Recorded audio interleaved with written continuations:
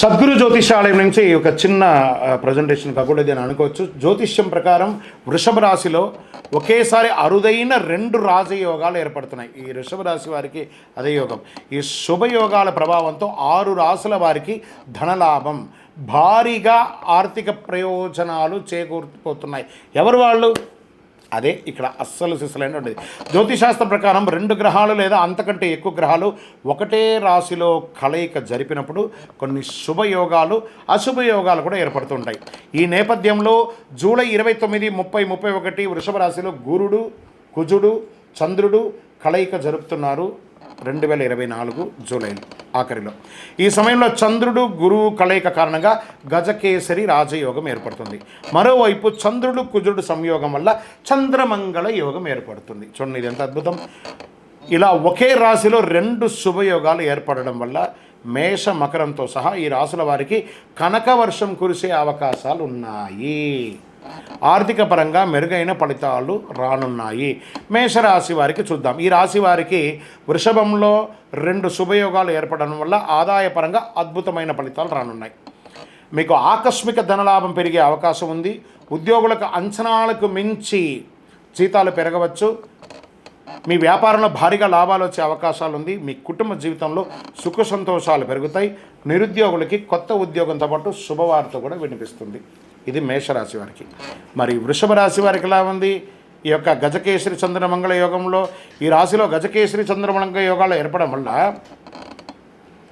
ఆర్థికంగా భారీగా ప్రయోజనాలు చేకూరుతాయి. చేసే ప్రతి ప్రయత్నంలోనూ విజయం సాధిస్తారు. ఉద్యోగ వ్యాపారులకి డిమాండ్ పెరుగుతుంది. మీడియా రంగం వారికి చాలా అద్భుతంగా ఉంటుంది.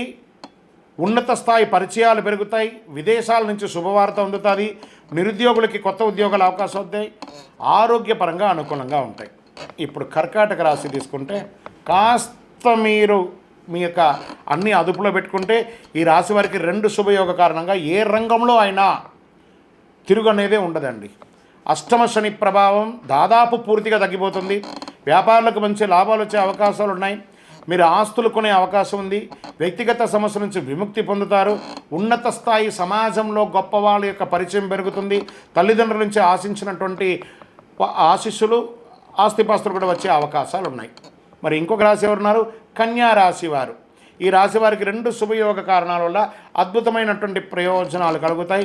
మీకు ఆదాయ వనరులు పెరుగుతాయి. మీరు చేసే ప్రతి ప్రయత్నం ఫలితం పొందుతుంది, ఫలవంతంగా ఉంటుంది. విదేశీయ ఉద్యోగాని కోసం ప్రయత్నం చేసే వారికి ఇది మంచి ఫలితం. ఈ కాలంలో మీరు విహారయాత్రలు ఎక్కువ వెళ్ళే అవకాశాలు ఉన్నాయి. అవివాహితులు ఎవరైనా ఉంటే వివాహం అవుతుంది.